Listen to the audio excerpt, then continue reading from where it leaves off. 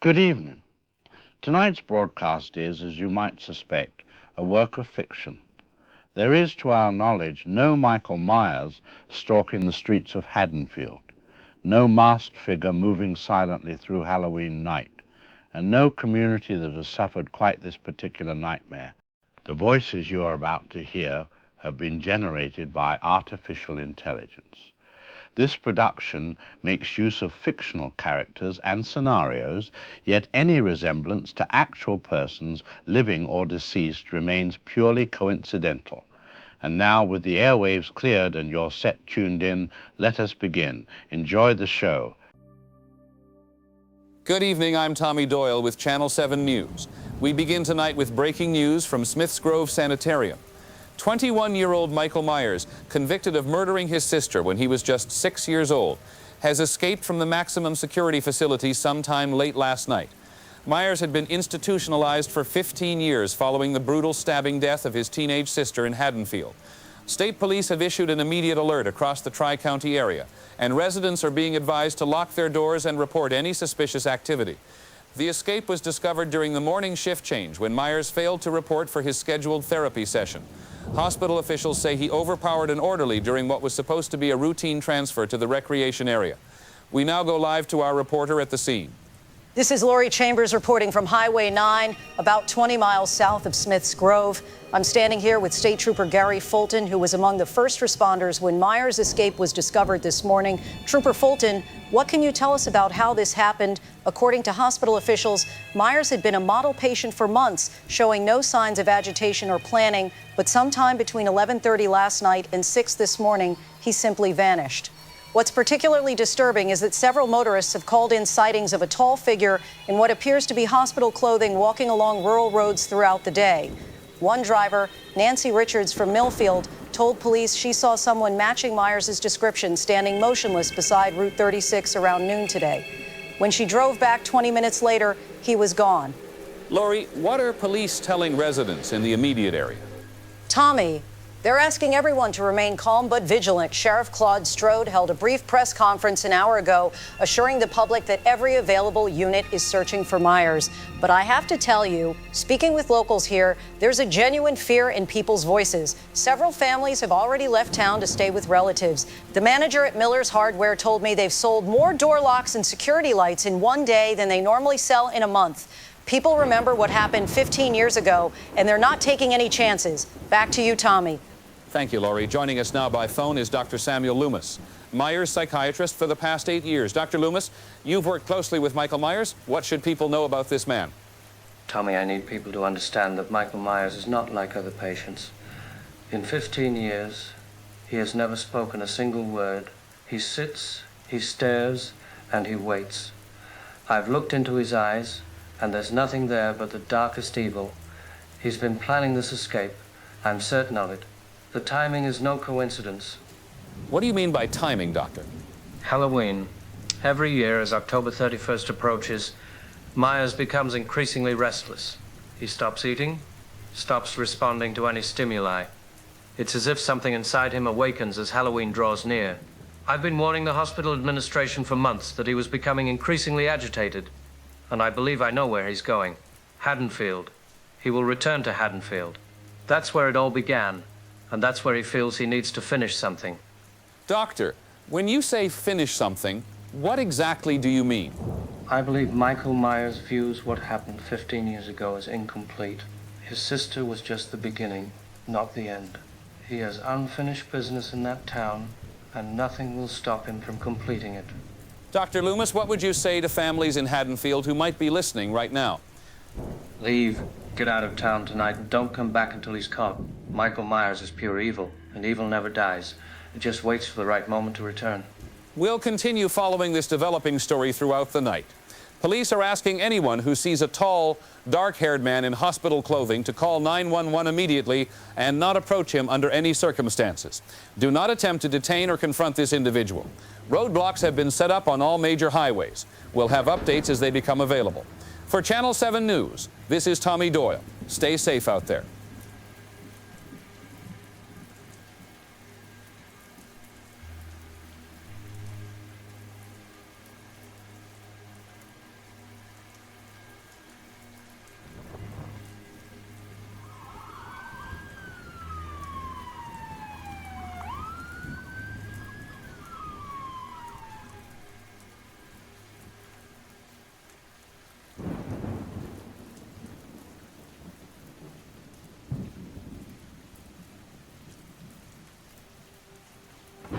You're listening to After Midnight on WKNB.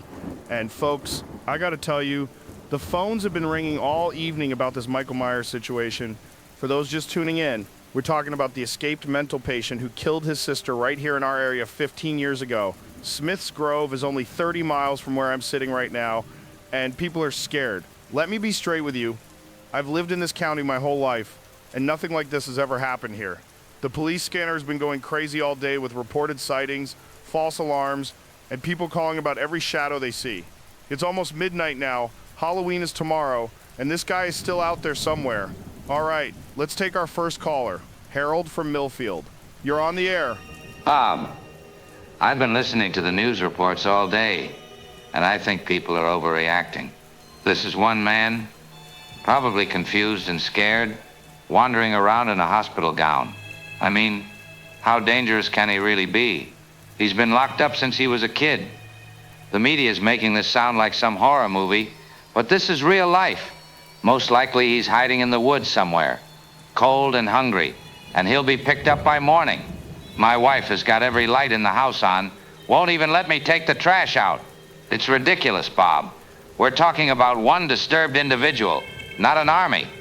I hear what you're saying, Harold, but this isn't just any patient. The psychiatrist on the news tonight seemed pretty convinced this guy is dangerous. Thanks for the call. Let's go to our next caller. Marie, you're from Haddonfield, aren't you? You're on the air. Bob, I was just a teenager when Michael Myers killed his sister. I lived 3 blocks away from the Myers house on Lampkin Lane. I remember that night, the police cars, the ambulance, my parents grabbing me and my little brother and locking us in the basement. What people don't understand is that it wasn't some random act of violence. The way he did it, the way he just stood there waiting when the police arrived, still holding the knife, covered in blood, staring at them like they weren't even there. My mother made us lock all our doors and windows for months afterward. We moved away the next summer because she couldn't stand living so close to where it happened.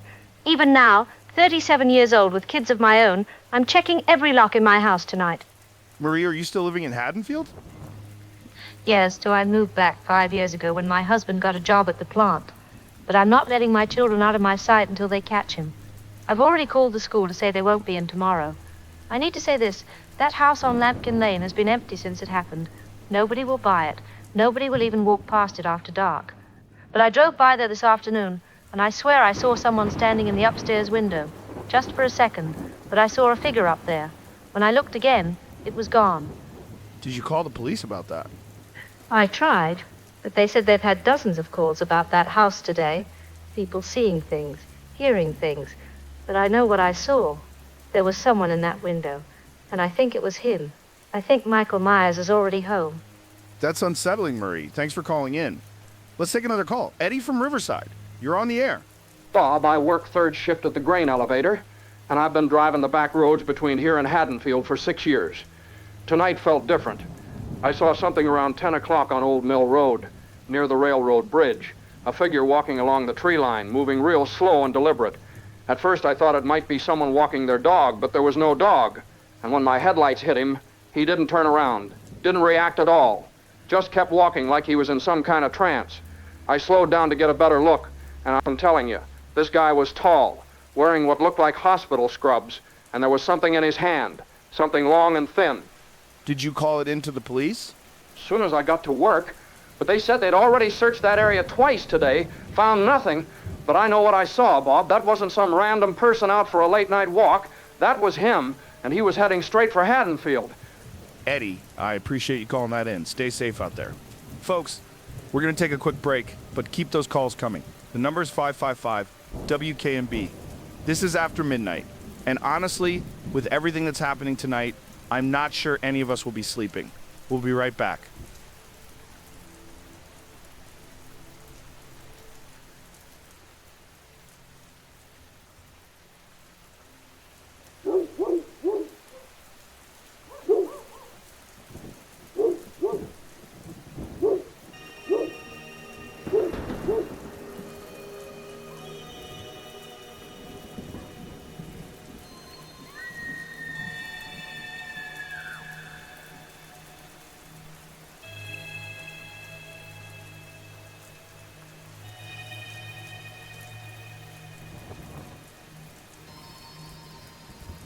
All right, everybody.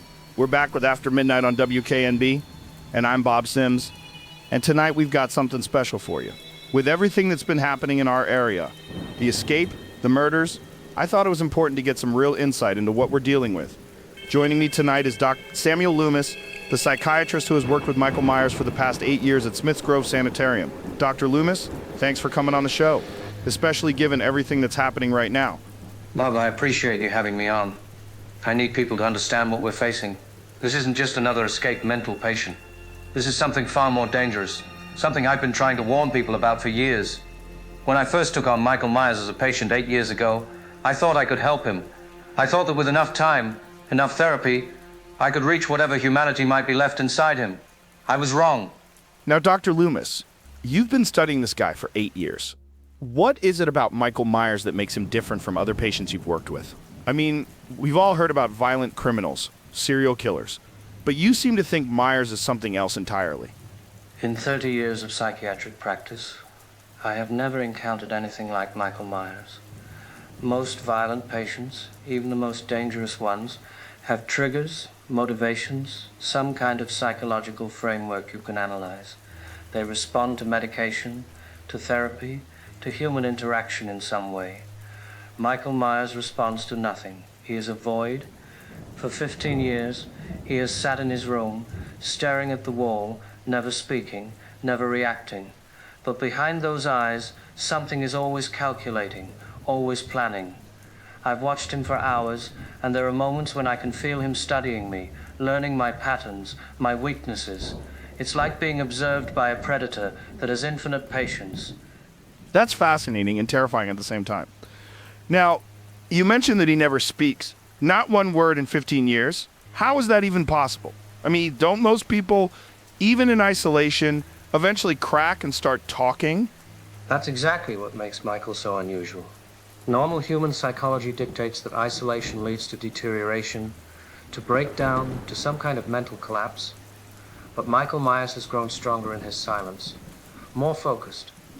I believe his refusal to speak is not a symptom of mental illness, but a choice. He understands that words create connections, relationships, vulnerability. By remaining silent, he maintains complete control. There were times during our sessions when I would try everything. Anger, compassion, even fear, to get some kind of response from him. Nothing. He would just sit there, hands folded, staring through me like I didn't exist. And yet, I always had the feeling that he was cataloging everything, storing away every detail for future use.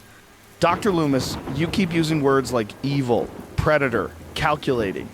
But from a clinical standpoint, what's your actual diagnosis? Is this schizophrenia, psychopathy, some kind of personality disorder? Help us understand what we're dealing with in medical terms. That's the problem. I've run every test, tried every diagnostic criteria in the psychiatric manual, and Michael Myers doesn't fit into any conventional category. His brain scans are normal. His blood work is normal. Physically, he's a healthy 21-year-old male. But psychologically, he represents something that exists outside our understanding of human behavior. I know how that sounds. Believe me, I'm a man of science. I don't believe in monsters or supernatural explanations. But after 8 years of studying Michael Myers, I've come to believe that some people are simply born with something missing, something that makes them human. And in that absence, something else takes root, something dark and patient and utterly without conscience. That's heavy, Doc. Now, I've got to ask about the timing here. Myers escapes right before Halloween, which is the anniversary of his first murder. Is that significant or just a coincidence? There are no coincidences with Michael Myers. Every year as Halloween approaches, his behavior changes. The staff always noticed it. He becomes more restless, more alert. He stops eating regularly, stops sleeping. It's as if Halloween awakens something inside him, calls to him. I've documented this pattern for 8 consecutive years, and each year it becomes more pronounced. 3 weeks ago, I submitted a formal recommendation that Myers be placed under maximum security observation during the month of October. My request was denied due to budget constraints. I warned them that he was planning something, that Halloween wasn't just a date to him, it was a calling. Jesus Christ, Doc. So, you saw this coming? You actually predicted he would escape? Not the exact method, but yes, I knew he would find a way. Michael Myers has spent 15 years learning that hospital, studying the staff routines, memorizing every schedule, every security protocol. When he decided it was time to leave, nothing was going to stop him. What terrifies me is that I believe his escape was just the first step in a much larger plan. The murders that happened yesterday, those weren't random killings. They were announcements. Michael Myers is letting Haddonfield know that he's home and that he has work to finish. Work to finish? What kind of work are we talking about here, Dr. Loomis? I believe Michael Myers views what happened 15 years ago as incomplete. Killing his sister was just the beginning of something, not the end. He's had 15 years to think about it, to plan what comes next, and now he's free to complete whatever dark purpose drives him. I need your listeners to understand something. Michael Myers is not going to be stopped by police barriers or manhunts or good intentions. He is patient, he is intelligent, and he is utterly without mercy. If you live anywhere near Haddonfield, if you have any connection to that town, you need to leave tonight, because Michael Myers isn't just killing randomly, he's hunting, and he won't stop until he's finished what he started 15 years ago. Dr. Loomis, that's absolutely chilling. We're going to take a quick break, but I want to continue this conversation. Folks, if you're just tuning in, we're talking with Dr. Samuel Loomis about Michael Myers, and this is some of the most disturbing stuff I've ever heard on this show. We'll be right back on After Midnight with some of your calls.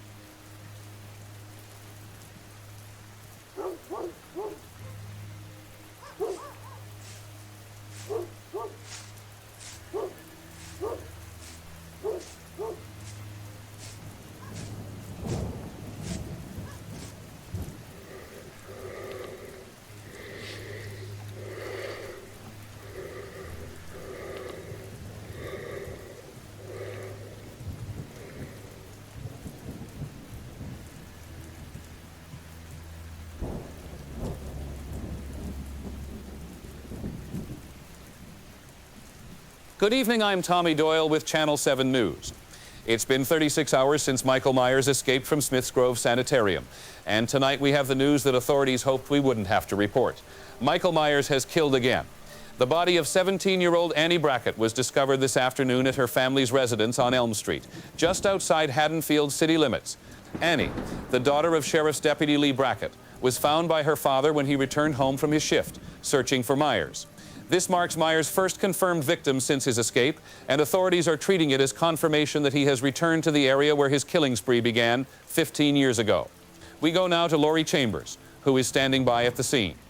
Tommy, I'm here on Elm Street, where a heavy police presence has been maintained since the discovery of Annie Brackett's body this afternoon.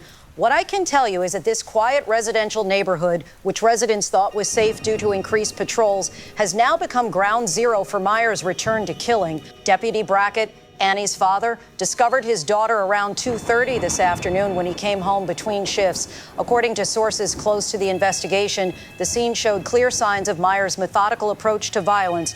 Annie appears to have been killed with a large knife, and there were indications that Myers may have spent considerable time in the house after the murder. Lori, what are police telling residents about the escalation from escape to homicide? Tommy, Sheriff Strode held a press conference an hour ago, and for the first time since the manhunt began, he acknowledged that they're now dealing with an active killer rather than just an escapee. The sheriff emphasized that every precaution is being taken, but he couldn't hide his concern that Myers had managed to claim a victim despite their increased presence in the area. What's particularly troubling, according to neighbors I spoke with, is that several people reported seeing a tall figure in dark clothing in the neighborhood over the past 2 days. Those reports were investigated, but Myers apparently knew how to avoid the search teams while stalking his victim. Have there been any other incidents or sightings that suggest Myers is still in the immediate area? Yes, Tommy, and that's what has investigators most concerned. This morning, a maintenance worker at Haddonfield Elementary School reported that someone had broken into the building overnight. Nothing was stolen, but there were signs that someone had been in the building for hours, possibly observing the school's routine. Additionally, 2 residents on different streets reported finding evidence that someone had been watching their homes, footprints in gardens, disturbances near windows, the feeling of being observed. These incidents suggest that Myers isn't just killing randomly, but is studying the community, learning patterns, selecting targets. What's been the response from law enforcement to this escalation? Tommy, they've put every available patrol unit on the streets tonight, pulling in off-duty officers just to cover the calls. but it's still just the local department here, a small force stretched as far as it can go.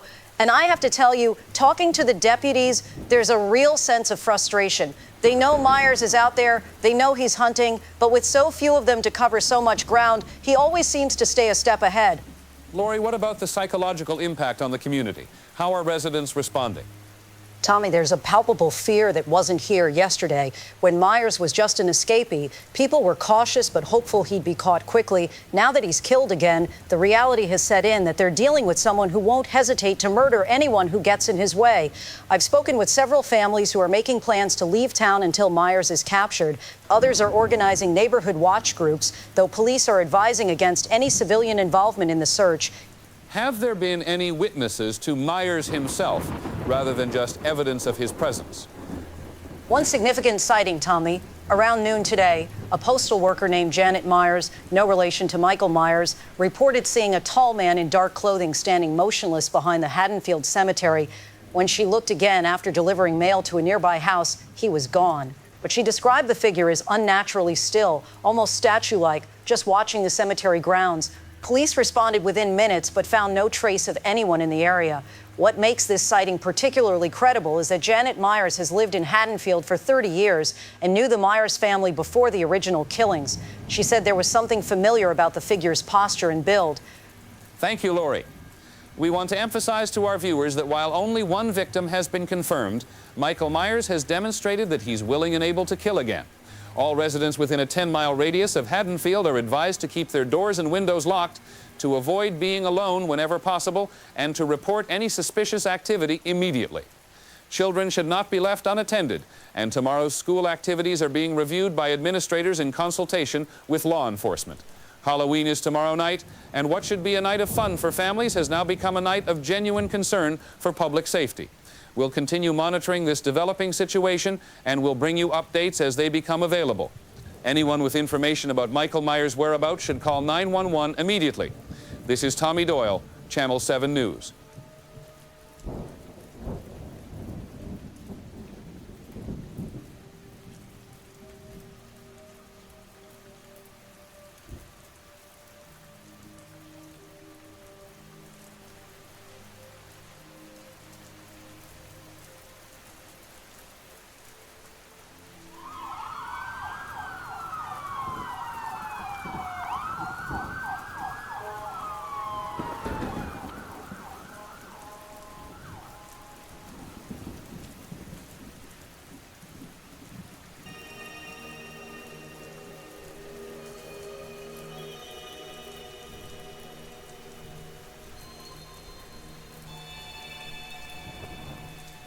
This is After Midnight on WKNB, and I'm Bob Sims. If you're just tuning in, I wish I had better news for you, but the truth is our worst fears have been realized. Michael Myers, the man who escaped from Smith's Grove 2 days ago, has killed again. 2 teenage girls were found murdered in their home this afternoon, and according to Sheriff Strode, Myers is still out there. It's now past midnight, which means it's officially Halloween, and this monster is loose in our community. The phones have been ringing non-stop since the news broke at 6 o'clock. People are terrified, they're angry, and they want answers that nobody seems to have. I've got to be honest with you folks. In 20 years of doing this show, I've never felt fear like this coming through the phone lines. Let's take our first caller, Donald from Haddonfield. You're on the air. Bob, I'm calling because my family and I just got back from my brother's place in Springfield. We left town this afternoon after hearing about those poor girls, but we had to come back for some things. And I'm telling you, Haddonfield is like a ghost town. Half the houses are dark. The other half have every light blazing. I stopped at Morrison's Market for gas, and old Frank Morrison was sitting behind the counter with a shotgun across his lap. He told me he's not closing until this is over, that people need somewhere safe to go if they're in trouble. But Bob, the thing that really got to me was driving past the Myers house on Lampkin Lane. There were 3 police cars parked outside, and I could see officers with flashlights going through the backyard. After 15 years, that house is active again. Donald, are you planning to stay in town? Hell no. As soon as we get what we need, we're gone. My wife is packing right now, and we're driving to her sister's place in Chicago. I fought in Vietnam, and I'm not ashamed to say that I'm scared. This isn't about being tough or standing your ground. This is about evil, pure evil, and you can't fight that with courage or common sense. Stay safe, Donald. Let's go to our next caller. Sandra from Mill Valley. You're on with Bob. I work the night shift at Haddonfield Memorial Hospital, and I need to tell people what happened here tonight. Around 10 o'clock, security called a code gray, which means there's an unauthorized person in the building. They found evidence that someone had been in the basement, near the old morgue area that's been closed for renovation. But here's what's really frightening, Bob. When security checked the supply closets, they discovered that surgical scrubs and a lab coat were missing. Also missing were surgical instruments, including a large scalpel and bone saw. The administration is trying to keep it quiet, but word is spreading through the hospital that Michael Myers was here. He's no longer wearing hospital clothes, Bob. He could be dressed like a doctor, a maintenance worker, anyone. Sandra, did you see anything unusual during your shift? Not directly, but I've been working here for 12 years, and I know when something feels wrong. Around 11:30, I was in the pediatric wing checking on a patient, and I heard footsteps in the corridor above me. Slow, deliberate footsteps, like someone was walking the halls. When I called security, they said all the upper floors were supposed to be empty. They did a sweep but found nothing. But I know what I heard. Someone was walking those halls, and it wasn't security. Sandra, are you safe there tonight? We've got extra security posted, and all entrances are locked except the emergency room. But honestly, Bob, if this man can walk out of a maximum security mental hospital, I don't think a few security guards are going to stop him. I keep thinking about those poor girls, how they must have felt when they realized what was happening. My daughter is 17, Bob, same age as those victims. Thank you for calling, Sandra. Let's take another call. Victor from West Haddonfield. You're on the air. Bob, I'm calling because something happened at my house tonight that I can't get out of my head. I live on Meridian Avenue, about 6 blocks from where those girls were killed. Around 9 o'clock, my dog started going crazy, barking and scratching at the back door like something was out there. I grabbed my flashlight and went out to check the yard, thinking maybe it was a raccoon or something. But when I shined the light toward my neighbor's fence, I saw someone standing there. Just standing, not moving, like a statue. I called out, asked if they needed help, but they didn't answer, didn't even turn around. So I went inside and called the police. What did the police find when they arrived? That's just it. By the time they got there 20 minutes later, whoever it was had vanished. But they found something that made my blood run cold. Footprints in the soft dirt along my fence line. Deep impressions like someone had been standing there for a long time. And Bob, these weren't normal footprints. They were perfectly spaced, like someone had been standing absolutely still, just watching my house. The officer told me to keep my doors locked and call immediately if I saw anything else. But he looked scared, Bob. A 20-year veteran of the police force, and his hands were shaking when he wrote up the report. Victor, have you considered leaving town like so many others? My wife wants to, but this is our home. We've lived here for 30 years. Where do you go when evil comes to your town? How far do you have to run? But I'll tell you this, I've got my father's hunting rifle loaded and ready, and every light in my house is going to stay on until they catch this monster. Victor, please be careful out there. Folks, we're going to take a short break, but the lines are still open. 555-WKNB. This is Halloween night now, and Michael Myers is somewhere out there in the darkness. God help us all.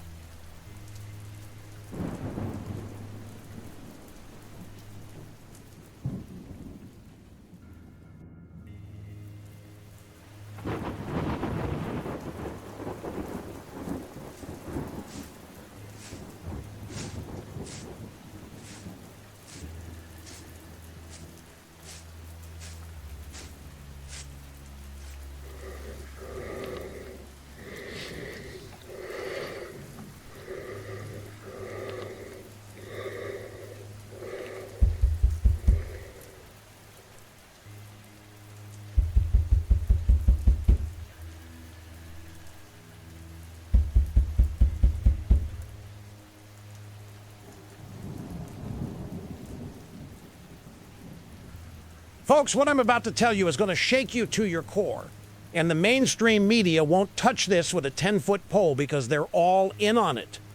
Michael Myers isn't some random psychopath who escaped from a mental hospital. Oh, no, no, no. That's exactly what they want you to believe. This goes deeper than you can possibly imagine, and I've got the documents to prove it. Smith's Grove Sanitarium, people, isn't just a mental health facility. It's a front. A government black site operation funded through shadow budgets and off-the-books CIA programs. I've been investigating this for months, and what I found will make your blood run cold. Smith's Grove has been conducting illegal human experimentation since the 1960s, using patients as test subjects for mind control and psychological warfare programs. And Michael Myers, that 6-year-old boy who killed his sister, he wasn't sick, folks. He was selected. Listen to me carefully, because they don't want you to know this. The Myers family wasn't chosen at random. Michael's father worked for a defense contractor, had security clearance, access to classified materials. When he started asking too many questions about Project MK Ultra successor programs, they needed leverage. So they took his son. They used advanced psychological conditioning techniques, experimental drugs, sensory deprivation, and God knows what else to turn that little boy into a perfect killing machine. 15 years of programming, folks. 15 years.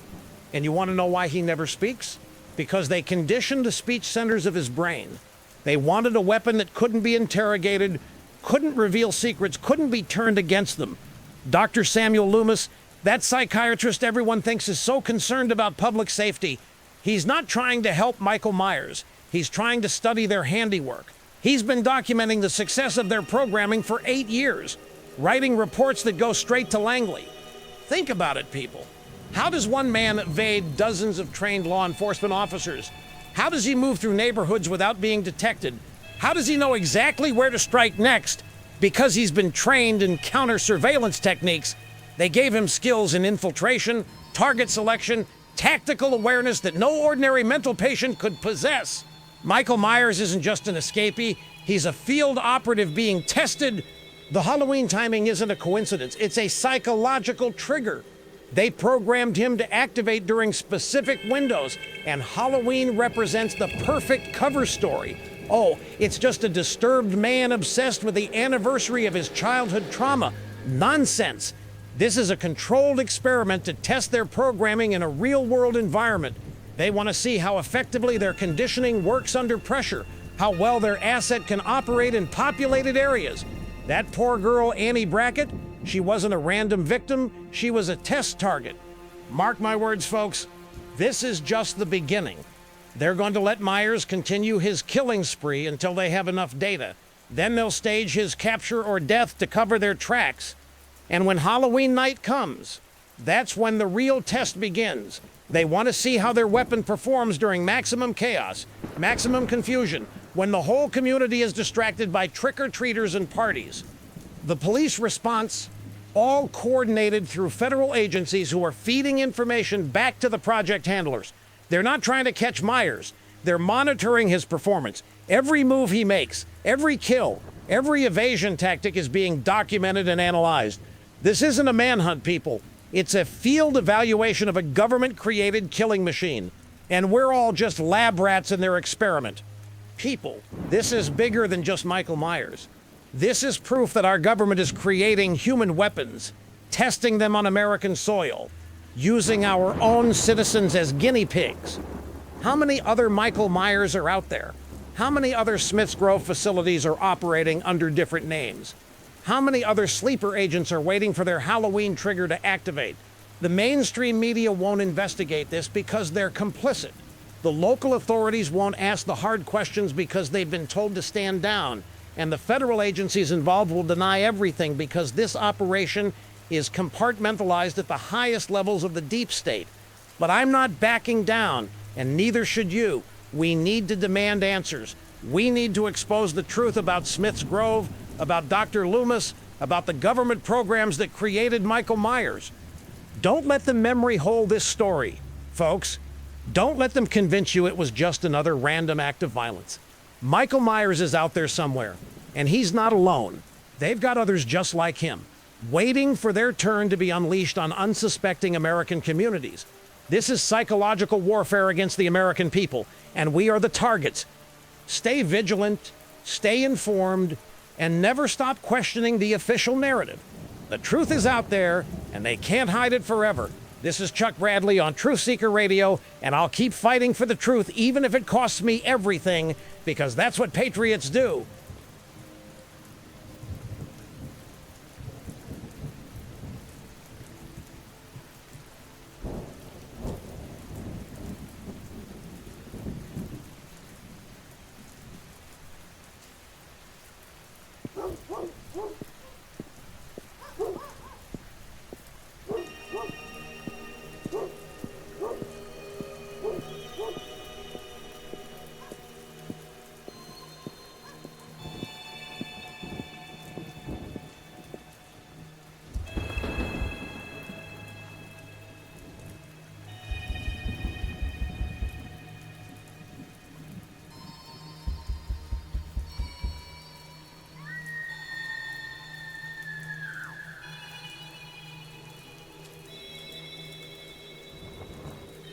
This is Tommy Doyle with Channel 7 News, and we're interrupting regular programming with breaking news on this Halloween night.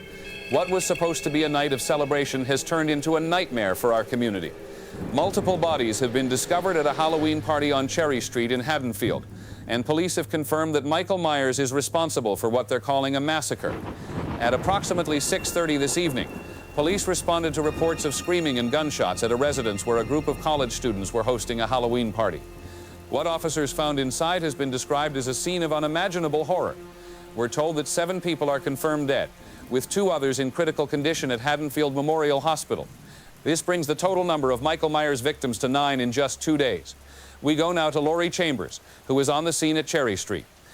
Tommy, I'm standing about 2 blocks away from the house where this tragedy occurred because police have established a small perimeter around the crime scene. What I can tell you is that only a few local officers have responded, and with their limited numbers, they're struggling to get control of the situation. The response has been quick, but this is unlike anything they've ever faced before. According to witnesses, the party had been going on since about 4 o'clock this afternoon. College students, some high school seniors, all in costume, celebrating Halloween like thousands of other young people across the country. But sometime around 6 o'clock, neighbors began hearing what they first thought were Halloween sound effects, screaming, crashing sounds, what one witness described as the sound of pure terror. Lori, what are police telling us about how Myers gained access to the party? Tommy, that's one of the most chilling aspects of this attack. According to survivors, Myers didn't break in or force his way inside. He simply walked through the front door wearing what appeared to be a doctor's costume, complete with surgical mask and hospital scrubs. In a room full of people in costumes, he blended in perfectly until it was too late. One survivor told police that Myers stood in the doorway for several minutes just watching the party before he began killing. Are there any survivors who can tell us more about what happened inside? 2 young women managed to escape and are being treated for shock and minor injuries. One of them spoke briefly with police, and her account is absolutely terrifying. She said that Myers didn't seem to be in a hurry, that he killed methodically, almost clinically, moving from room to room like he was performing surgery.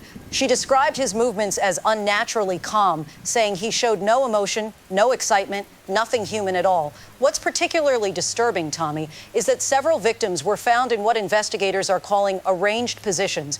Just like the previous murders, Myers appears to have spent time after the killings positioning the bodies in specific ways. Lori, I have to ask about the police response. What are they telling us about their strategy to apprehend Myers? Tommy, I spoke with Sheriff Strode about an hour ago, and while he's clearly concerned, he emphasized that they have every available resource dedicated to finding Myers. They've established checkpoints on all major roads, but Sheriff Strode admitted something troubling. He said that Myers seems to have an uncanny ability to avoid detection, moving through areas that should be impossible to navigate without being seen. It's not that they can't track him, it's that he appears to know exactly where they are and how to avoid them. Have there been any other sightings of Myers tonight? Several, Tommy, and they're creating a pattern that has investigators puzzled. A woman walking her dog near Lambkin Lane reported seeing a tall figure in dark clothing standing in the yard of the old Myers house around 5 o'clock. When police arrived within minutes, they found evidence that someone had been inside the abandoned house, but Myers had vanished. 2 hours later, a man driving on Elm Street said he saw someone matching Myers' description walking calmly down the sidewalk. Police responded immediately, cordoned off the area, and conducted a thorough search with dogs and officers, and they found nothing. Thank you, Lori. I want to remind our viewers that Halloween trick-or-treating has been canceled throughout the county, and all residents are being urged to remain indoors until further notice. Sheriff Strode has assured the public that they will find Michael Myers, but he's asking for patience and cooperation from residents. Do not attempt to search for or confront Myers if encountered. Federal agents are now assisting local law enforcement, and additional resources are being brought in from surrounding states. We'll continue our live coverage throughout the night as this situation develops. If you have any information about Michael Myers' whereabouts, please call 911 immediately. This is Tommy Doyle, Channel 7 News.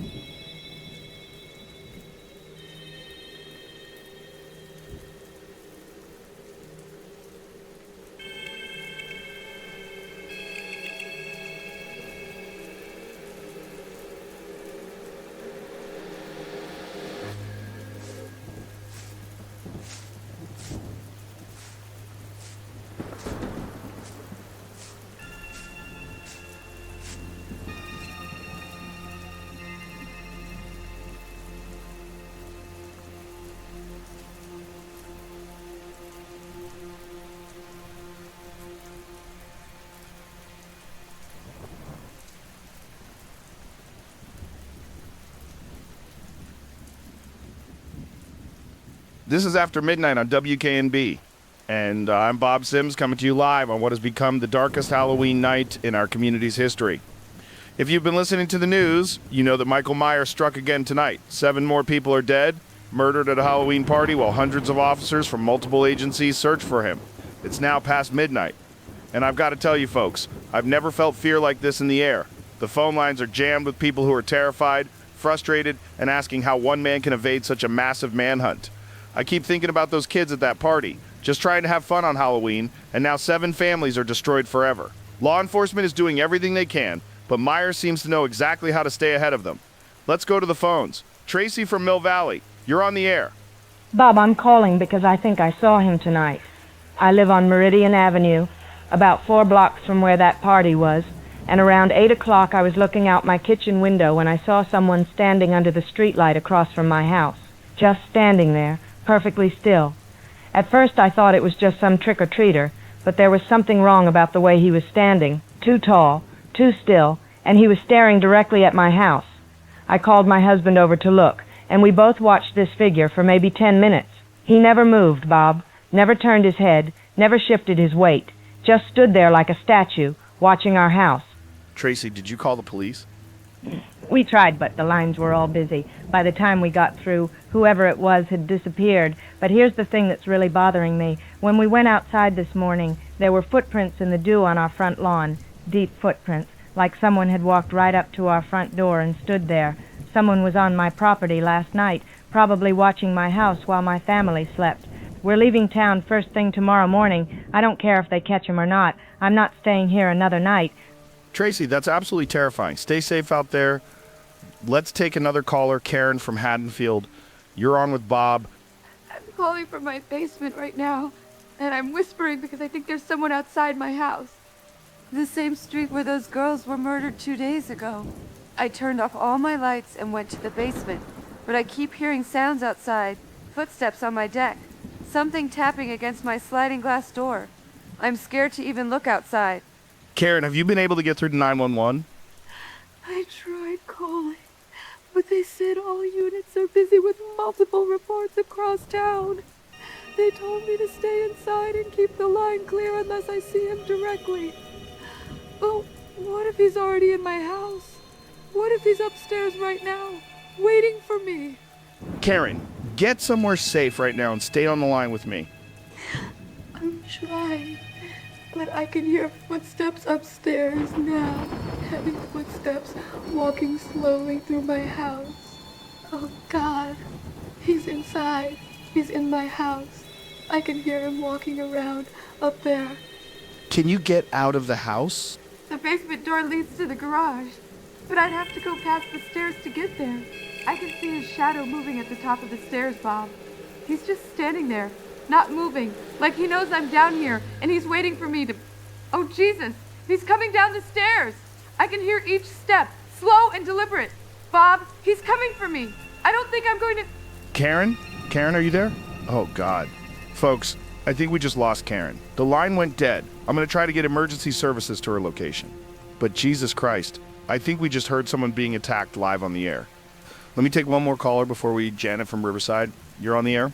Bob, I'm calling because I work dispatch for the county sheriff's office, and I need people to know what's really happening tonight.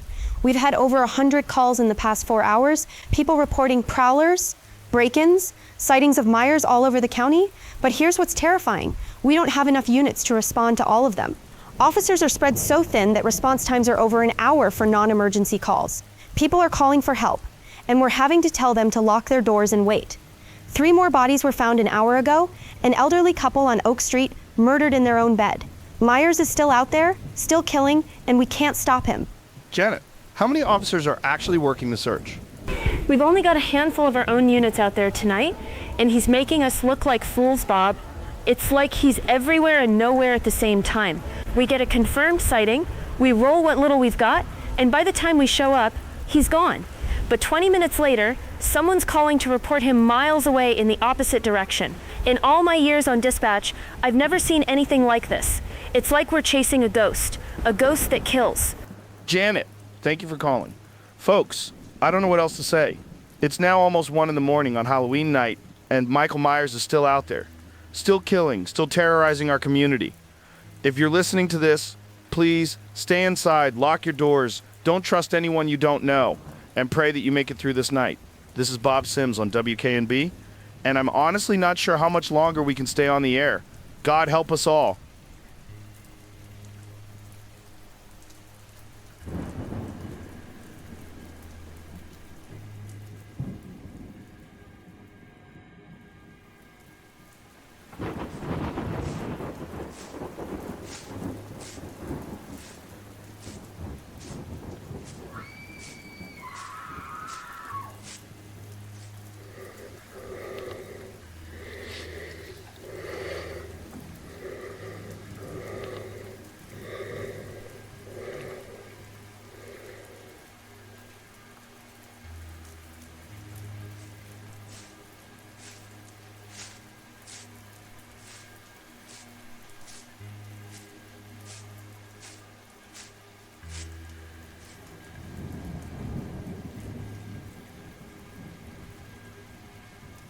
This is Tommy Doyle with Channel 7 News, and I'm reporting to you live from our newsroom on what can only be described as a night of absolute terror.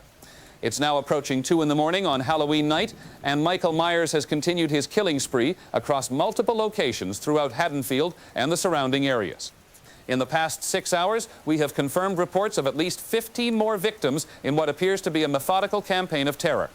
Law enforcement agencies from across the region have mounted the largest manhunt in county history, but Myers continues to evade capture while claiming new victims. I have to tell you, in 25 years of journalism, I never thought I would be reporting news like this from my own hometown.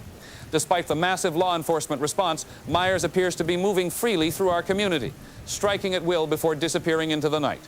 We go now to Lori Chambers, who has been following the mobile command unit as it coordinates the search efforts.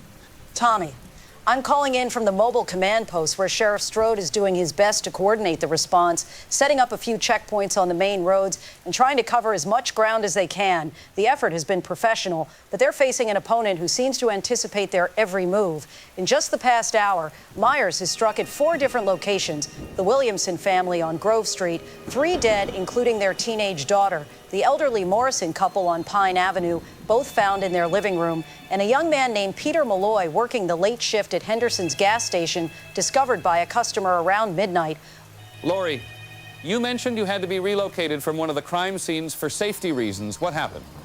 Tommy, we were at the Henderson's gas station documenting the scene when Sheriff Strode received intelligence that Myers had been spotted moving in our direction. The sheriff made the decision to evacuate non-essential personnel, including media, as a precautionary measure.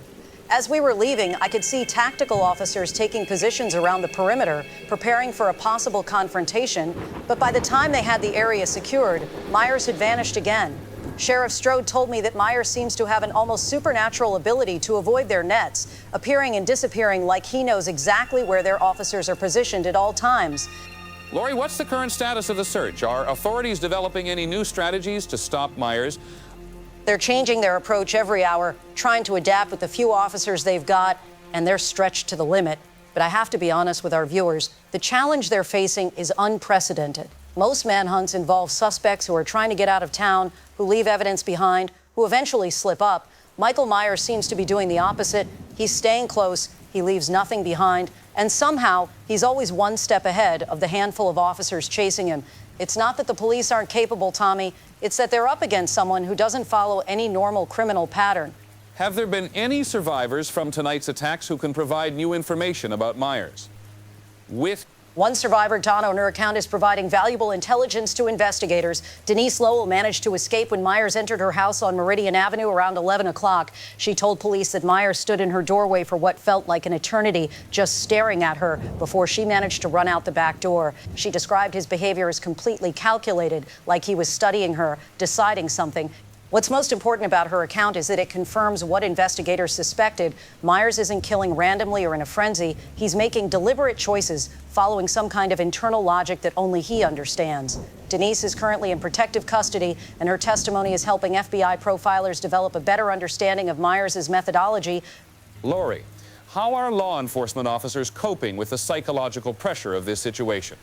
These are seasoned professionals who have dealt with violent crime before, but nothing quite like this. I've spoken with several officers who describe the crime scenes as unlike anything in their experience. Sheriff Strode hasn't slept in 48 hours, but he remains focused and determined. He told me, "We've never faced anything like Michael Myers, but we will find him and we will stop him." The officers I've spoken with are frustrated by Myers' ability to evade capture, but their resolve hasn't wavered. If anything, each new crime scene makes them more determined to bring him to justice. Additional counseling resources have been made available to first responders, but they're all committed to seeing this through to the end. Thank you, Lori. I want to address our viewers directly. Law enforcement agencies are working around the clock with every available resource to apprehend Michael Myers, but they need the public's cooperation. If you are listening to this broadcast, please remain indoors and keep your doors and windows locked. Do not open your door for anyone you cannot identify with absolute certainty. And if you see anyone matching Myers' description, call 911 immediately, but do not attempt to approach or apprehend him yourself. The death toll now stands at 24 people, and while law enforcement remains confident they will capture Myers, the public must remain vigilant until he is in custody. We'll continue our coverage throughout the night. This is Tommy Doyle, Channel 7 News, and we will stay on the air until this nightmare is over.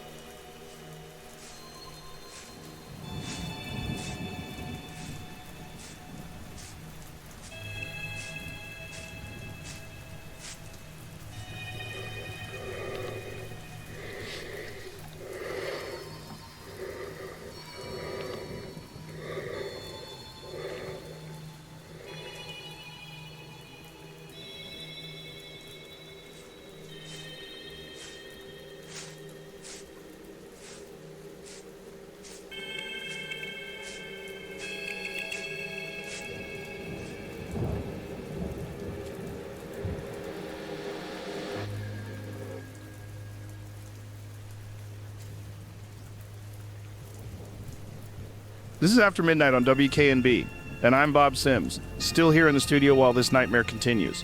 It's now past 2 in the morning on Halloween night, and Michael Myers has killed at least 24 people in 3 days while evading the largest manhunt in our county's history. My producer is nervous but staying with me. My engineer keeps checking the locks on the studio doors, and I'm sitting here taking calls from people who are watching their community be terrorized by one man who seems impossible to catch. Law enforcement has hundreds of officers searching for Myers, helicopters, roadblocks, the works, but somehow he keeps slipping through their fingers, and people keep dying. I don't understand how one person can outsmart so many trained professionals, but that's exactly what's happening. Let's go to the phones. Jake from Oak Street, you're on the air. I'm calling from my closet because I think he's in my house. I have no one else to call and I need help. I've been listening to the police scanner, and 20 minutes ago they found my neighbors, the Hendersons, dead in their bedroom. That's 3 houses down from me. 3 houses. After I heard that, I turned off all my lights and hid in my bedroom closet with my phone. But I keep hearing sounds downstairs, footsteps in my kitchen. I called 911, but they said it could be over an hour before anyone can respond. An hour. I could be dead 10 times over in an hour. Jake, can you get out of the house safely? I don't think so. The only way out is through the living room, and I can hear him moving around down there. Wait, the sounds have stopped. Everything's quiet now. Maybe he left. Maybe he... Jake, are you there? That's the second caller tonight who... Jesus Christ, this is insane. Let me take another call. Charlie from Mill Valley, you're on with Bob. I'm calling from my basement, and I want people to know what I just saw. I live on Cedar Street, About an hour ago, I heard my neighbor's dog barking like crazy. When I looked out my upstairs window, I saw Michael Myers standing in the Crane family's backyard, just watching their house. He stood there for maybe 10 minutes, completely motionless, like he was studying the house, learning its layout.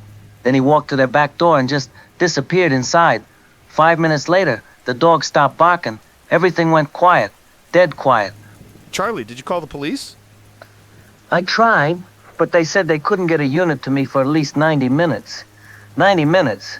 By the time I got off the phone, I saw Myers walking out of the Crane house and heading toward another neighbor's yard. He was carrying something long and dark that he hadn't been carrying before. I think the Crane family is dead, and I think I'm next. He looked up at my window before he disappeared. He saw me watching him, and I swear he smiled. Can you get out of there? I'm too scared to move. What if he's waiting for me? What if he's already in my house? I keep thinking about all those other people who thought they were safe, who thought their locks and their alarms would protect them. I fought in Korea, and I've never been as scared as I am right now. This isn't war. This isn't human. This is something else entirely. Charlie, try to stay calm and stay hidden.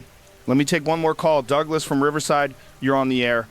I'm a paramedic, and I've been responding to Myers' crime scenes all night.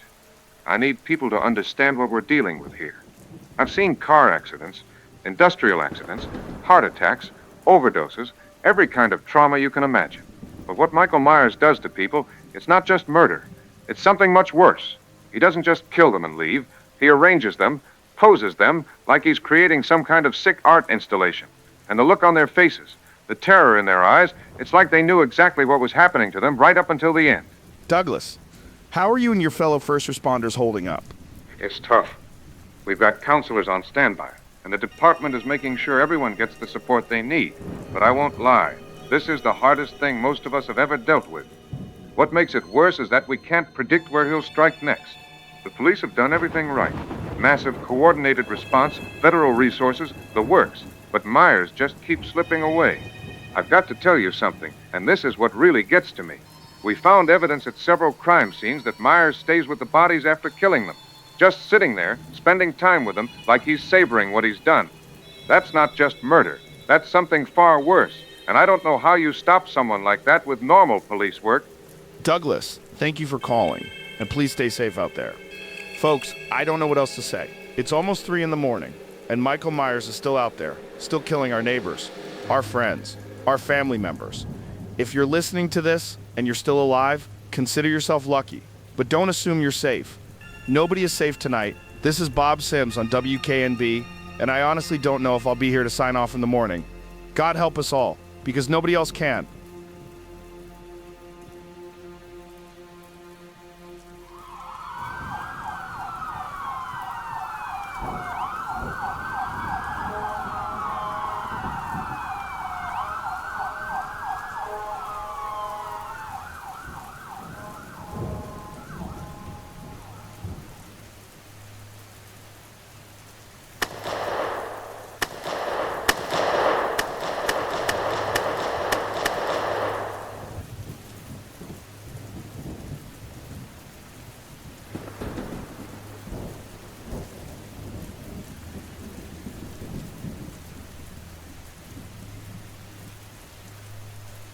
This is Tommy Doyle with Channel 7 News, and I'm coming to you with breaking news that may finally bring this nightmare to an end. At approximately 11:30 this evening, Michael Myers was reportedly shot and killed by police following a confrontation on the outskirts of Haddonfield. Multiple law enforcement agencies were involved in what's being described as a coordinated tactical response. After 3 days of terror that claimed the lives of over 30 people, it appears that Michael Myers' reign of horror has finally come to an end. Myers was transported by ambulance from the scene, though sources indicate he appeared to have sustained fatal injuries from multiple gunshot wounds. We're going to go directly to Sheriff Claude Strode, who is joining us live from the scene. Sheriff, can you walk us through what happened tonight? Tommy, this has been the most challenging situation my department has ever faced, but I'm relieved to report that Michael Myers is no longer a threat to our community. At approximately 11:20 this evening, we received multiple reports of Myers moving through the industrial area on the south side of town. Our deputies were able to close in and establish a loose perimeter near the old grain elevator. When they attempted to take Myers into custody, he refused to surrender and made threatening movements toward our officers. At that point, several deputies opened fire. Myers went down and did not get back up. Can you describe Myers' condition when the ambulance arrived? I've been in law enforcement for 28 years, and I can tell you that Myers sustained what appeared to be fatal injuries. He was struck multiple times by high-caliber rounds fired by trained marksmen. The paramedics performed their professional duty and transported him to Haddonfield Memorial. But based on what I observed at the scene, I would be very surprised if Michael Myers survived those injuries. We're waiting for official confirmation from the hospital, but I'm confident that this nightmare is over. Can you tell us about the tactical response? How many officers were involved? We had only a handful of deputies in the area when contact was finally made. The response was steady and professional. When Myers refused to comply with repeated commands and moved in a threatening way toward my deputies, they did exactly what they were trained to do. They stopped the threat. I want to stress that every deputy involved followed proper procedure. Myers was given multiple chances to surrender peacefully, but he chose to escalate. The use of deadly force was both necessary and justified. After 3 days of Myers evading capture, what led to tonight's successful operation? Persistence. We never stopped hunting this man. We had increased patrols in that sector, and when multiple witnesses called in sightings, we were able to respond quickly and effectively. It also helped that Myers seemed less cautious tonight, perhaps becoming overconfident after evading us for so long. How did Myers react when confronted by officers? This is what I'll remember most about tonight. Even surrounded by armed officers, Michael Myers showed no fear, no emotion at all. He just stood there, staring at us through that mask he'd been wearing. When we ordered him to get on the ground, he didn't comply. When we told him to show his hands, he ignored us. Then he started walking toward Officer Simpson, and that's when the shooting started. Even as he was going down, Myers never made a sound. No scream, no cry for help, nothing. It was the most unsettling thing I've ever witnessed. Sheriff Strode, what's your message to the community tonight? I want people to know that they can sleep safely tonight. Michael Myers terrorized our community for 3 days, but he will never hurt anyone again. I'm proud of every officer who worked this case, every dispatcher who took those frightening calls, every first responder who dealt with the crime scenes. This was law enforcement at its finest, and we got the job done. To the families who lost loved ones, I want them to know that justice has been served. Michael Myers paid the ultimate price for his crimes, and our community can begin to heal. Sheriff, thank you for that update, and thank you for your department's service during this crisis. Ladies and gentlemen, after 3 days and nights of terror, it appears that Michael Myers is finally dead, while we await official confirmation from the hospital. All indications are that the man who murdered over 30 innocent people has been killed by police officers doing their duty. Halloween night is ending, not with trick-or-treaters and candy, but with the knowledge that evil has been defeated by the courage and professionalism of our law enforcement officers. We'll continue monitoring this story, and we'll bring you updates as they become available. For all of us at Channel 7 News, this is Tommy Doyle. Tonight, the good guys won.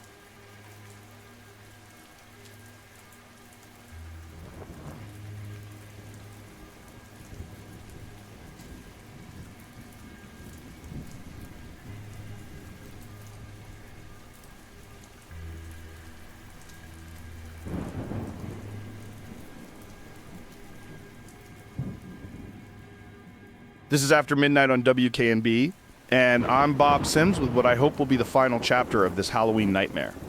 If you've been listening to the news, you've heard that Michael Myers has reportedly been shot and killed by police in a confrontation about an hour ago.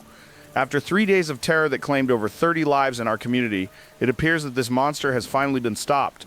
I've got to tell you folks, when I heard that news break, I actually felt my shoulders relax for the first time since this whole thing started. But I also know that a lot of you are probably feeling the same thing I am right now, which is, can we really believe it's over? The phones have been ringing with people who want to talk about what they witnessed tonight. People trying to process what our community has been through. Let's go to the phones. Eddie from Riverside, you're on the air. Bob, I was there tonight. I saw the whole thing go down. I work security at the grain elevator, and I was doing my rounds around 11:15 when I saw all these police cars racing toward our facility with their lights off. Silent approach, real professional-like. I positioned myself where I could see the back lot, and that's when I spotted him, Michael Myers, just standing there in the shadows between two buildings, like he was waiting for something, even from 50 yards away. That guy gave me chills. What happened when the police confronted him? It was like something out of a movie, but scarier because it was real. The officers came from 3 different directions, all with their weapons drawn, shouting commands for Myers to get on the ground. But Myers, he just stood there. Didn't run, didn't put his hands up, didn't do anything. Just stood there staring at them through that white mask. Then he started walking toward the officers. Not running, not charging, just walking slowly like he had all the time in the world. That's when the shooting started. How many shots were fired? It sounded like a war zone. Multiple officers firing simultaneously, and I could see Myers jerking from the impacts. Had to be at least 20, maybe 30 shots. But here's the thing that really got to me. Even as he was getting hit, Myers kept trying to walk forward. It took several seconds before he finally went down, and even then, he was trying to get back up. I've never seen anything like it in my life. It was like shooting something that wasn't entirely human. What happened after Myers went down? The officers approached real carefully, weapons still drawn. One of them kicked away what looked like a kitchen knife that Myers had dropped. Then the paramedics came in and started working on him. I could see blood pooling around Myers' body, and he wasn't moving at all. The paramedics worked on him for maybe 10 minutes before they loaded him onto a stretcher and into the ambulance. From where I was standing, that man looked dead. I mean, nobody takes that many bullets and survives. Nobody. Thank you for sharing that with us. That's a first-hand account of what may have been the end of Michael Myers. Let's take another call. Margaret from Haddonfield, you're on with Bob. I'm calling because I need to hear someone say that it's really over. My family has been barricaded in our basement for the past 6 hours, listening to police sirens and helicopters, jumping at every sound outside our house. When we heard the news that Myers was dead, my husband actually started crying. But I keep thinking about all the times over the past 3 days when we thought the police had him cornered, only to hear an hour later that he'd killed someone else. How do we know this time is different? How do we know he's really dead? Margaret, I understand that fear completely. From what we're hearing, Myers took multiple gunshots from trained officers and was transported by ambulance in what appeared to be critical condition.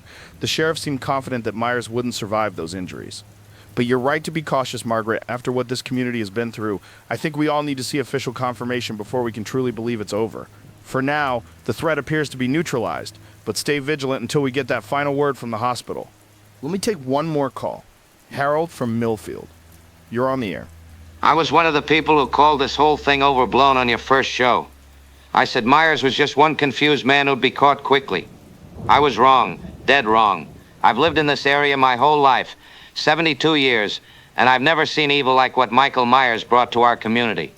33 people dead, 33 neighbors, friends, kids who were just trying to enjoy Halloween. And for what? What was the point of any of it? I don't think anyone can answer that question. Sometimes evil doesn't have a reason that makes sense to normal people. What matters now is that Myers can't hurt anyone else, and our community can start the long process of healing. It's going to take time. People are going to need counseling, support, and probably a lot of years before Halloween feels normal again in this town. You're right. I just wanted to say that I'm grateful for the police officers who stopped him tonight. And I'm grateful for you staying on the air through all of this. Having a familiar voice to listen to, someone who was going through the same fear we all were, it helped more than you know. Thank you, Harold. That means everything to me. Folks, it's now almost 3 in the morning, and Halloween night is finally coming to an end. If the reports are accurate, Michael Myers is dead, and the nightmare that began 3 days ago is over. I want to thank everyone who called in over the past few nights, who shared their fears and their experiences. This community went through hell together, and somehow, we made it through to the other side. I'll be back tomorrow night, and hopefully we'll be talking about normal things again, sports, weather, local events, the kind of boring, wonderful normal life that we all took for granted before this week. This is Bob Sims on WKNB, signing off on Halloween night. Sleep well, everybody. You've earned it.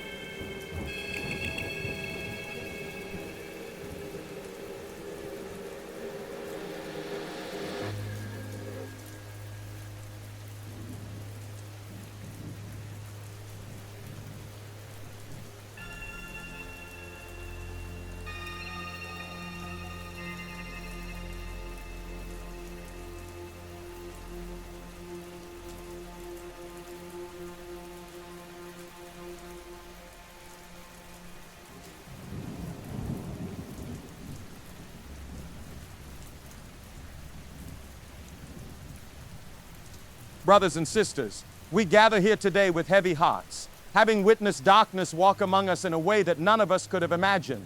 For 3 days and nights, evil moved through our streets, taking the lives of our neighbors, our friends, our children. And many of you are sitting in these pews this morning asking, where was God? Why did he allow this to happen?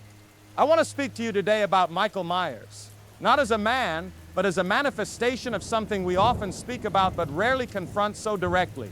Pure evil, not evil born of circumstance, not evil created by poverty or abuse or mental illness, but evil that exists as a force in this world. The kind of evil that Scripture warns us about when it says, we wrestle not against flesh and blood, but against principalities, against powers, against the rulers of the darkness of this world. Michael Myers is a reminder that evil is real. It is not a metaphor, not a psychological construct, but a genuine force that seeks to destroy, to corrupt, to steal life and joy and peace from God's children. And when we look at what happened in our community, we see evil stripped of all disguise, operating with pure malevolence. But I did not ask you here today to dwell on darkness, brothers and sisters. I asked you here to remind you of the light, because for every force of evil that exists in this world, there is a greater force of good. For every Michael Myers that walks in darkness, there is a Savior who walked in light and conquered death itself. Jesus Christ, the Son of the living God, looked into the face of evil, and he did not flinch. He faced down Satan in the wilderness. He cast out demons. He touched the untouchable and healed the broken. And when evil thought it had won, when they nailed him to that cross on Calvary, when darkness seemed to have the final victory, Jesus rose from the grave 3 days later. Death could not hold him. Darkness could not overcome him. And that same power, that resurrection power, lives in every person who calls upon his name. Now, I know some of you are hurting this morning. Some of you lost family members. Some of you watched your neighbors die. Some of you are consumed with fear, wondering if evil will return. And I want you to know that fear is real, that pain is valid, and that God sees every tear you shed. But I also want you to know something else. The Bible tells us in Romans chapter 8, for I am convinced that neither death nor life, neither angels nor demons, neither the present nor the future, nor any powers, neither height nor depth, nor anything else in all creation will be able to separate us from the love of God that is in Christ Jesus our Lord. Did you hear that, brothers and sisters? Nothing, not even the darkest evil that walks this earth, can separate you from God's love. Michael Myers may have taken the bodies of our loved ones, but he could not touch their souls. He could not reach into eternity and snatch them from the hands of Jesus Christ. Those who died in faith are safe now, more safe than we are, because they are home with the Lord. And for those of us who remain, we have a choice to make this morning. We can let evil win by allowing fear and hatred to consume us, or we can turn to the one who has already defeated evil. We can cower in darkness, or we can walk in the light of the world. Jesus said in John chapter 10, the thief comes only to steal and kill and destroy. I have come that they may have life and have it to the full. Michael Myers came to steal, kill, and destroy. But Jesus Christ came to give life, abundant life, eternal life, life that cannot be taken away by any force of darkness. So I'm here this morning to offer you hope. Not false hope, not cheap comfort, but the genuine hope that comes from knowing that the God who created the universe loves you personally, intimately, and completely. He knows your name, He knows your pain, and He wants to carry your burden. Jesus said, come to me, all you who are weary and burdened, and I will give you rest. If you are weary this morning, if you are burdened with grief or fear or anger, Jesus is inviting you to come to Him, not to a religion, not to a set of rules, but to a relationship with the living God who loves you more than you can imagine. Some of you have never given your life to Christ. Some of you have been sitting on the fence, unsure, waiting for the right time. Brothers and sisters, this week has shown us that tomorrow is not guaranteed. Life is fragile, evil is real, but so is redemption, so is salvation, so is the love of Jesus Christ. I'm not asking you to be perfect. Jesus doesn't require perfection. He offers transformation. He takes broken people and makes them whole. He takes fearful people and gives them courage. He takes mourning people and gives them comfort. All He asks is that you come to Him with an open heart and say, Lord, I need you. I can't do this on my own. And for those of you who already know Jesus, who have walked with him for years, this is your moment to shine his light. Your neighbors need to see hope in your eyes. They need to see peace that doesn't make sense given the circumstances. They need to see the love of Christ flowing through you to a community that is broken and bleeding.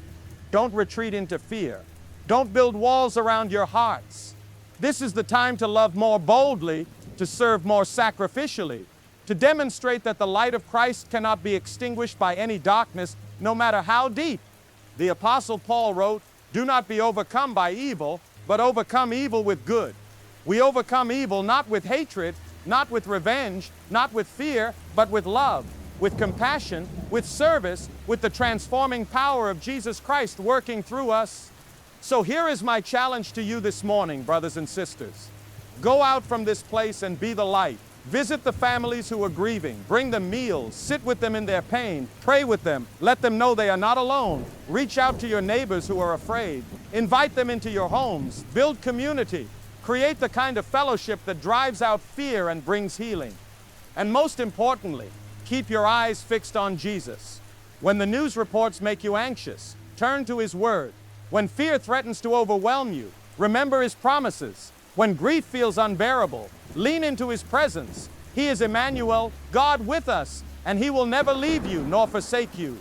Michael Myers may still be out there somewhere, brothers and sisters, but Jesus Christ is here, right now, in this sanctuary, ready to meet you exactly where you are. He is not distant. He is not angry. He is not waiting for you to get your life together. He is reaching out his hands, the same hands that were pierced for your salvation. And he is saying, "Come to me. I love you. I died for you, and I will never let you go." That is the good news of the gospel. That is the message that stands against all darkness. Not that evil doesn't exist, but that love has already won the victory. Not that we won't face trials, but that we don't face them alone. Not that death has no sting, but that death has lost its power over those who belong to Christ. So let us stand together this morning as a community that has walked through the valley of the shadow of death, and let us declare with one voice, "The Lord is my shepherd, I shall not want. Though I walk through the valley of the shadow of death, I will fear no evil, for you are with me." Let us pray.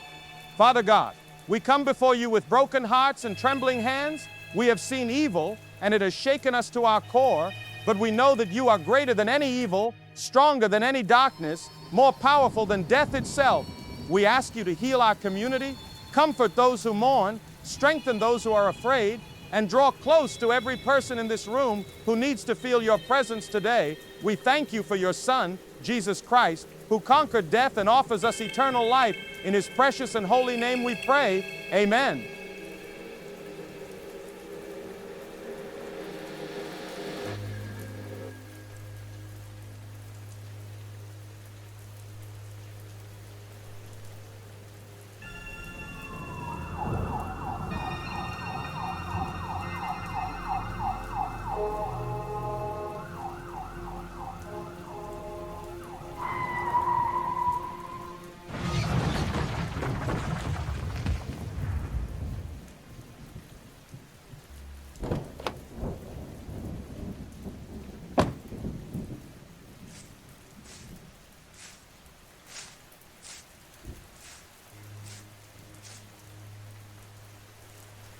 "911, what's your emergency?"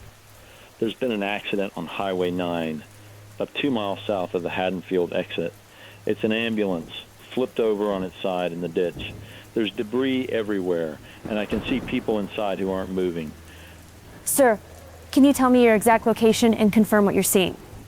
I'm at mile marker 47 on Highway 9, southbound. The ambulance is completely on its side, driver's side down in the drainage ditch. The back doors are hanging open, and there's medical equipment scattered all over the road. Are you able to check for survivors? I'm walking toward the vehicle now. The windshield is completely shattered, and I can see the driver slumped over the steering wheel. There's a lot of blood, and he's not responding when I call out to him. There's another person in the passenger seat, looks like a paramedic, also not moving. Let me check the back of the ambulance. Sir, please be careful and don't move any injured parties. Emergency units are being dispatched to your location now. The back of the ambulance is empty. There's a stretcher here, but nobody on it. There's blood on the stretcher and on the floor, but whoever was being transported isn't here anymore. Can you confirm that there are no patients in the ambulance? That's correct. The stretcher is empty, the restraining straps are undone, and there's no patient in this vehicle, but there's definitely evidence that someone was back here. Medical equipment is scattered around, and there's quite a bit of blood. Sir, I need you to check the immediate area around the vehicle. The patient may have been thrown from the ambulance during the accident. Now, I'm looking around now. There's broken glass and metal debris for about 30 yards in both directions, but I don't see anyone else. No body, no injured person, nothing. Wait, there are footprints in the soft dirt leading away from the ambulance. They go from the back doors toward the tree line on the east side of the highway. Can you describe these footprints?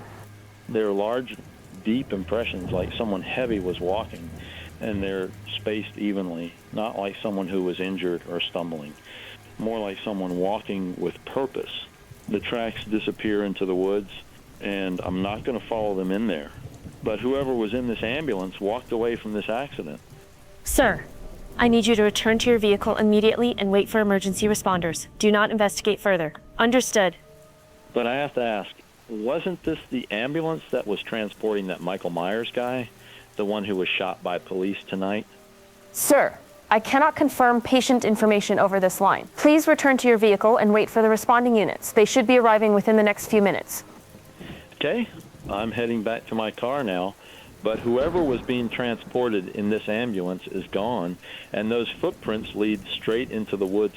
If this was Michael Myers, then he's not dead, and he's out there somewhere. Emergency units are 2 minutes from your location. Please remain in your vehicle until they arrive. Copy that.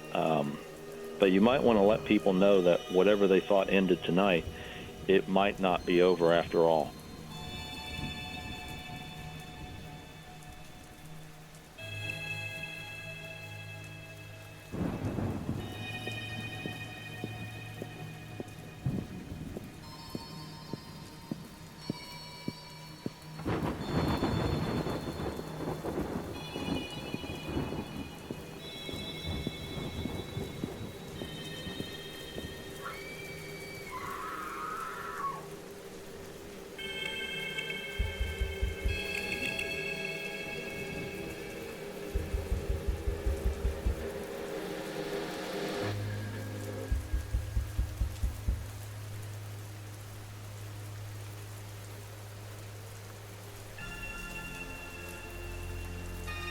My fellow Americans, I'm speaking to you tonight about the very serious situation in Haddonfield.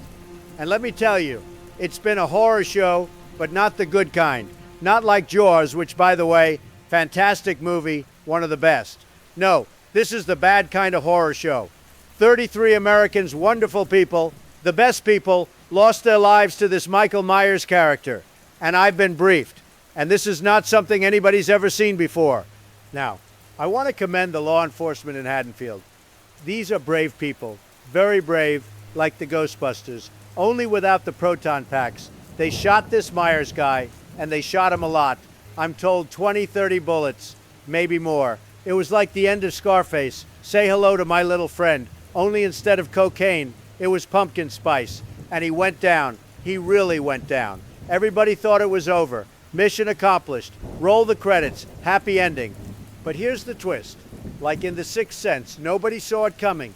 The ambulance, which was a very good ambulance, one of the best, it crashes. Total wipeout, like Fast and Furious, but without Vin Diesel, who, by the way, is very good with family. Everybody knows that. And when they check the wreckage, the back of the ambulance is empty, gone. Michael Myers vanished. Like the usual suspects, poof, Kaiser Soze, gone. So now we're looking at a situation where some people, very smart people, they're saying maybe he wasn't dead. Maybe he's like Jason Bourne, can't be stopped. Or like John Wick, just keeps getting back up. Only this guy doesn't have a dog. He should get a dog. Everybody likes dogs. I've ordered a massive federal response. We've got FBI, U.S. Marshals, maybe even SEAL Team 6. And believe me, they've seen more action than Die Hard. And this is not like Die Hard 5, which was not very good. I think we can all agree on that. We've got satellites, drones, technology that makes Minority Report look like an old VHS tape. Nobody has better tracking than we do. Nobody. Some people, and you've seen this in the fake news, they're calling this a failure. How did he get away? Well, let me tell you something. This is not your average bad guy. This isn't Home Alone, where two burglars get smacked with paint cans. This guy is relentless, different, special, probably the worst house guest in history, even worse than Jack Nicholson in The Shining. So here's what I say to the people of Haddonfield. You've been through something terrible, really terrible, like Titanic, except instead of an iceberg, you got Michael Myers. My heart goes out to the families, really does. And we're going to do everything we can. To all Americans, stay safe, stay vigilant, and remember, if you see something, say something. Don't try to be Batman.